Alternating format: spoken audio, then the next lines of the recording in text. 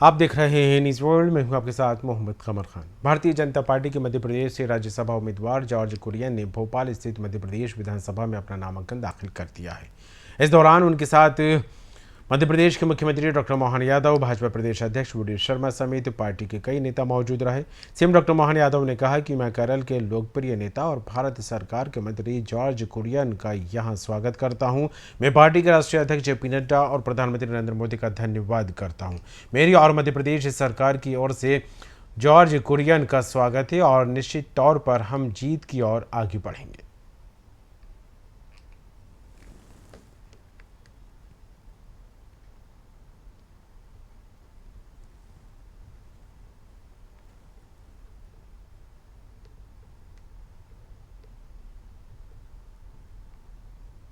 सौभाग्य है मध्य प्रदेश के राज्यसभा के कोटे से हमारे जॉर्ज कुरियन जी जुड़े हैं। यशस्वी प्रधानमंत्री का आभार, माननीय राष्ट्रीय अध्यक्ष जी का आभार, जिन्होंने मध्य प्रदेश को एक मंत्रिमंडल के साथी के नाते से चुनने का हमारी विधानसभा को मौका दिया।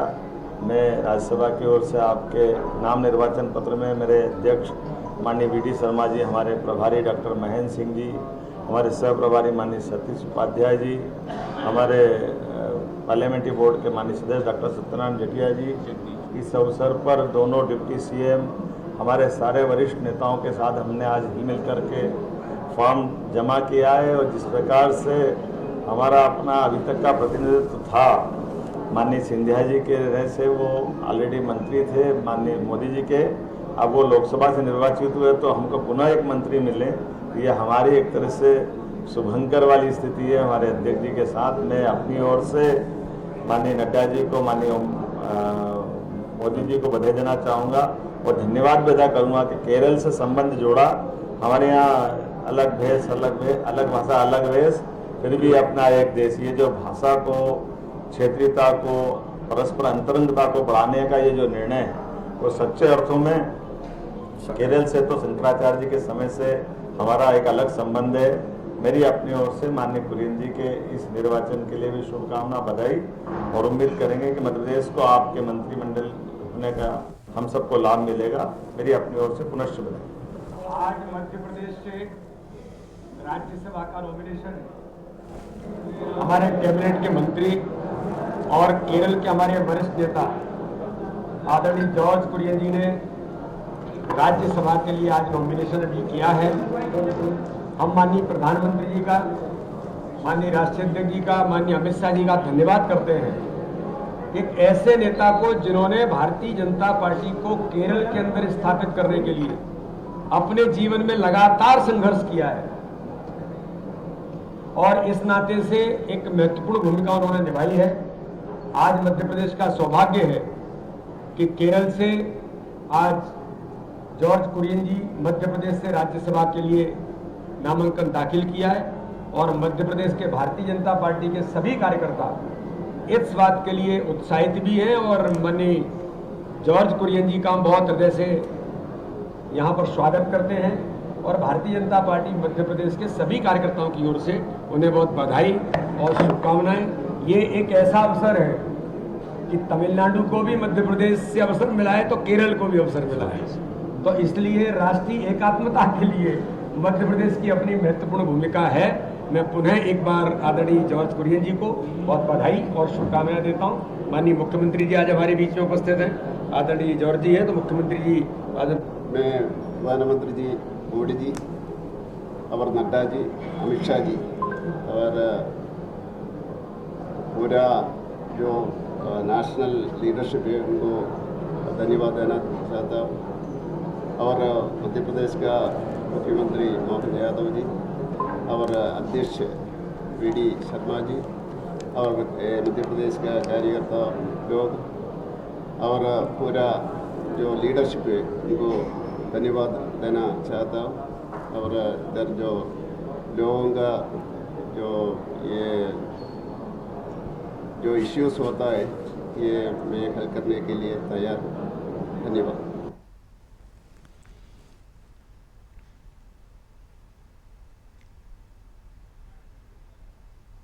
और और ऋषि पांडे जी हमारे साथ जुड़ गए हैं, चैनल हेड। ऋषि जी, मध्य प्रदेश में जिस तरह से देखा जाए तो हर रोज़ राजनीति का कोई ना कोई रंग सामने आ ही जाता है, लेकिन राज्यसभा को लेकर अगर बात करें तो इसको लेकर भी एक बड़ी तस्वीर यहाँ पर बनती दिखाई दी।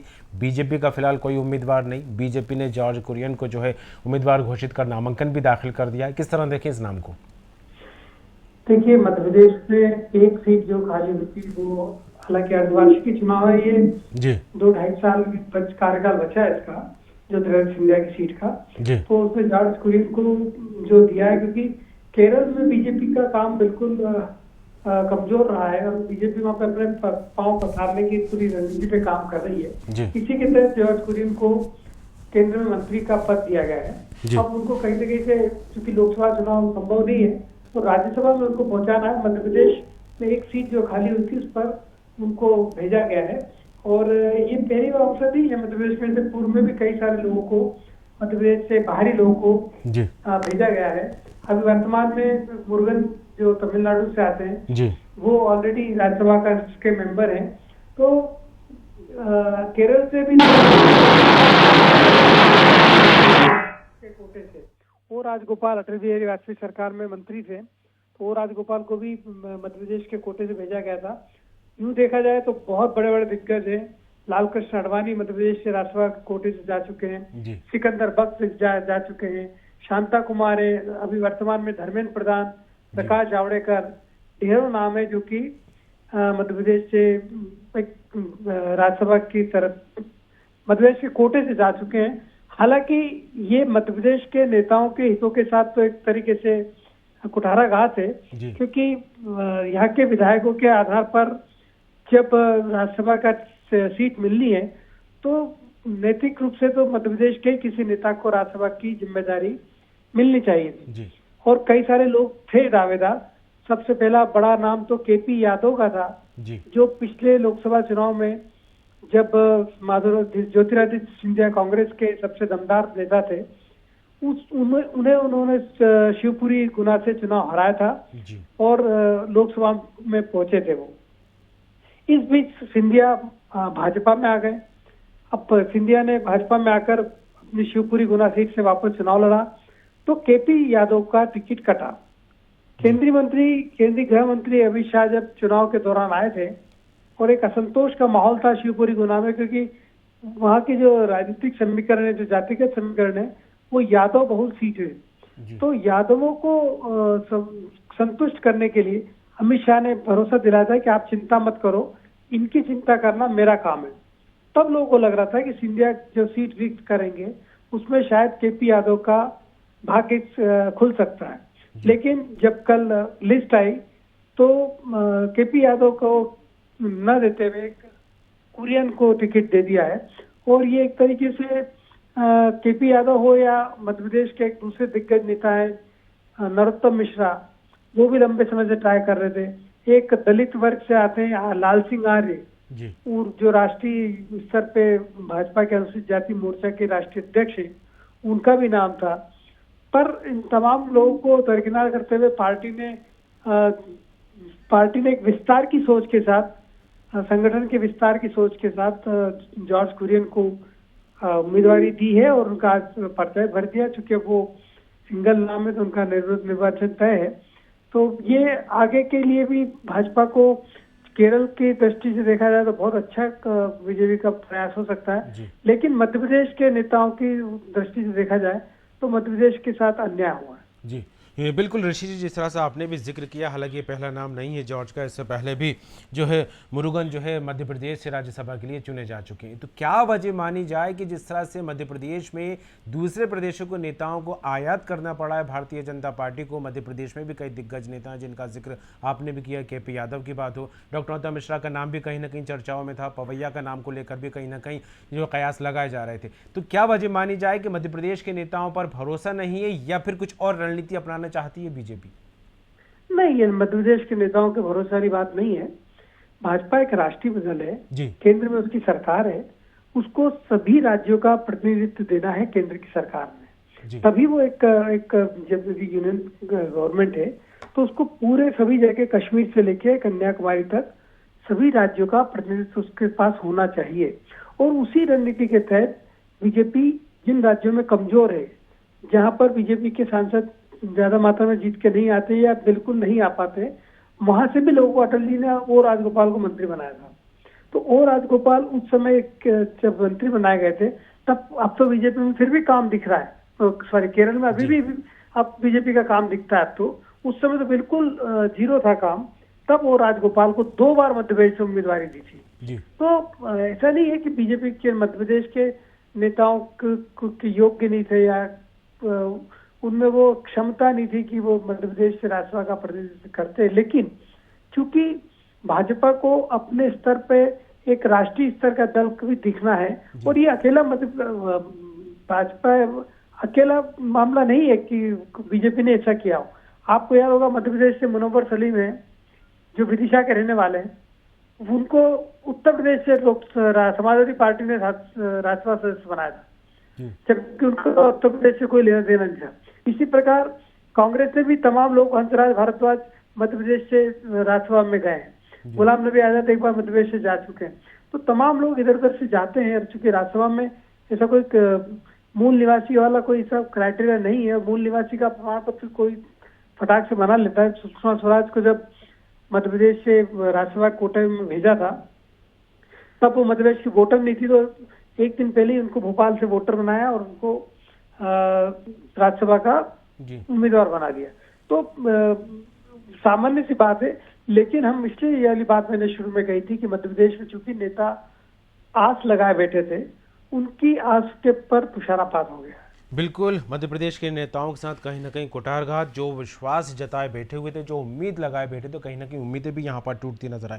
लेकिन जिस तरह से ऋषि जी देखा जाए कि मध्य प्रदेश में बीजेपी के डिसीजन को लेकर भी राजनीति एक अलग अंदाज में नजर आती है, और पिछले विधानसभा चुनाव को लेकर बात करें तो तब से लेकर अब तक मध्य प्रदेश की राजनीति काफ़ी कुछ कहानियां बयां कर चुकी है। जिस तरह से देखा जाए, कांग्रेस के जो नेता हैं बीजेपी में शामिल हुए, न सिर्फ शामिल हुए बल्कि उनकी बड़ी जिम्मेदारी भी दी गई। एक बड़ा उदाहरण निकल कर सामने आया था, जिस तरह से देखा जाए कि कैबिनेट मंत्री भी बना दिया गया, वो कांग्रेस नेता यहां पर निकलकर सामने आए थे और उनको जो है शपथ भी दिला दी गई। और उसके बाद जो स्थिति यहां पर रावत को लेकर बनी, तो उसमें भी कहीं ना कहीं अंतर कलह की बात कही जा रही है बीजेपी में। तो क्या माना जाए, इसको डैमेज कंट्रोल करने के लिए बाहर से नेता आयात करके जो है बीजेपी इस तरह की रणनीति अपना रही?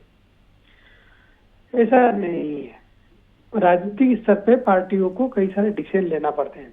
अब जब एक पार्टी का विस्तार होता है, तब पार्टी ये नहीं सोचती है कि वो यदि किसी को कल बीजेपी में आए हुए आदमी को मंत्री बना देगी तो उसके साथ बहुत पार्टी में असंतुलन हो जाएगा।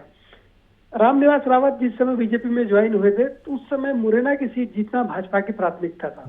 मुरैना के बड़े नेता थे, जातिगत रूप से भी, और उस क्षेत्र में राजनीतिक पकड़ रखने वाले भी वो नेता थे, और उनके आने के बाद ही मुरैना की सीट पर बीजेपी की जीत की संभावनाएं 100% हुई थी। क्योंकि वो जिस कद के नेता थे कांग्रेस में, वो कांग्रेस के प्रदेश स्तर पर कार्यकारी अध्यक्ष थे। दिग्विजय सिंह सरकार से लेकर कमलनाथ सरकार तक में वो मंत्री रह चुके हैं। इसके लिए उनको मंत्री पद देने की उनके साथ बातचीत हुई होगी, और आदमी यदि कहीं कुछ त्याग करके आ रहा है, तो अब वो राजनीति में कोई आदमी साधु सन्यासी नहीं है कि सिर्फ त्याग की दृष्टि से ही आएगा और समाज का भला ही उसका अंतिम लक्ष्य हो। अब वो दौर राजनीति का समाप्त हो चुका है। लोग कुछ पाने के लिए ही भी राजनीति में आते हैं, और चूंकि इसके पहले उदाहरण थे, जब सिंधिया जी आए थे अपने साथ 22 से 28 लोगों को लेके आए थे, उनमें से अधिकांश लोगों को मंत्री पद मिला था, तभी उसके दम पे बीजेपी में शिवराज सिंह चौहान की सरकार बन पाई थी। तो जब एक परिपाटी भाजपा में बन गई है, तो इसलिए रामनिवास रावत को मंत्री पद देना पड़ा, क्योंकि उनके आने से ग्वालियर चंबल संभाग में खासतौर पर मुरैना की सीट पर उसका बहुत सकारात्मक असर था। जी चलिए, बिल्कुल, बहुत बहुत शुक्रिया ऋषि पांडे जी, बहुत तमाम जानकारी के लिए। तो कुल मिलाकर देखा जाए तो मध्य प्रदेश में जॉर्ज कुरियन के नाम को लेकर जिस तरह से बीजेपी ने यहाँ पर एक अलग अंदाज में उनके नाम को आगे किया, और उसके बाद यहाँ की सियासत एक अलग रुख भी अपनाती नजर आ रही है। लेकिन कांग्रेस के पास जो है संख्या बल नहीं है, और ऐसे में राज्यसभा जॉर्ज का जाना निर्विरोध चुना जाना तय माना जा रहा है। लेकिन जिस तरह से नामों को लेकर चर्चाएं पुरजोर तरीके से होती दिखाई दे रही थी, और कहीं ना कहीं उन नामों को पीछे छोड़ते हुए केरल के नेता को यहाँ पर भारतीय जनता पार्टी ने तरजीह दी। अब फिलहाल देखने वाली बात होगी कि जिस तरह से दूसरे प्रदेश से आए ये दूसरे नेता होंगे और ख़ास बात यहाँ पर यह है कि पहले क्रिश्चियन होंगे, पहले ईसाई होंगे जो मध्य प्रदेश से राज्यसभा के लिए जा रहे हैं जॉर्ज कुरियन।